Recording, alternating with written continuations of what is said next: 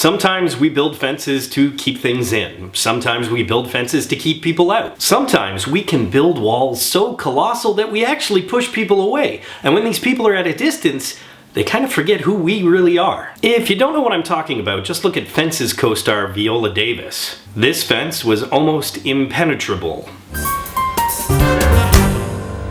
I'm sure you've heard it before at this point, real students. There is a lot of Oscar talk surrounding Davis and her co-star slash director, Denzel Washington. The two of them as the Maxons, a middle-aged African-American couple in the 1950s struggling to make ends meet, are the highlight of this story by far. They feel like real people. Their struggles are real. Their love feels real, and they even make real mistakes. As actors, however, they make very few mistakes, and that of course can be credited to the fact that the entire cast was transplanted from the Tony Award-winning stage production to the screen production. So while I personally love Davis's performances, she did get to do it before. Practice makes perfect, I guess. Denzel also brought a lot of practice to this role, and not simply because he had played this role before on the stage. It was because I felt that a lot of the aspects of his performance were already pre-established Denzelian. Listen, you cannot take anything away from Denzel's acting ability. He is so talented, especially in this role. His highs and lows are encapsulating, and you feel as if you're going on this emotional roller coaster with him. But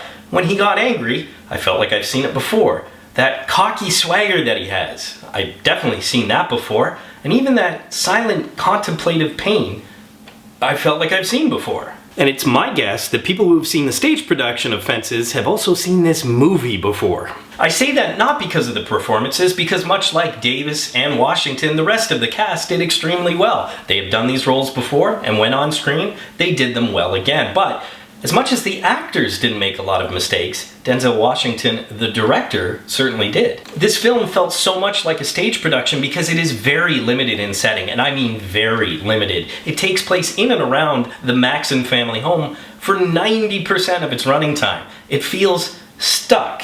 Now perhaps that is a reflection of theme, the fact that the Maxons are stuck in their working class life. Great thematically. Not so much cinematically. I've asked a version of this question many times on Real School. Why make the film in the first place? Why create a reboot? Why create a remake? Or in this case, why adapt from the stage to film? I understand this is a very powerful story, not only the internal struggle of Denzel Washington's character, but the theme of family. It's beautiful, it's powerful, it's a story worth telling, but considering that the film adaptation didn't really bring anything new from the stage production, at least I can assume that, why make it a film at all? I want to be clear though, I love both film and theater, film taking the edge slightly, but sometimes one just doesn't transfer well to the other. I think this argument is shown in the nominations as well. August Wilson is nominated posthumously for adapting his own stage production into a screenplay because the writing is strong. The performances are also strong, and so Viola Davis and Denzel Washington are nominated. Notice Washington didn't get a nod for Best Director? I just simply couldn't get past how stage-bound this cinematic, supposedly, production seems, even though the performances do everything they can to break the bonds of this claustrophobic feel.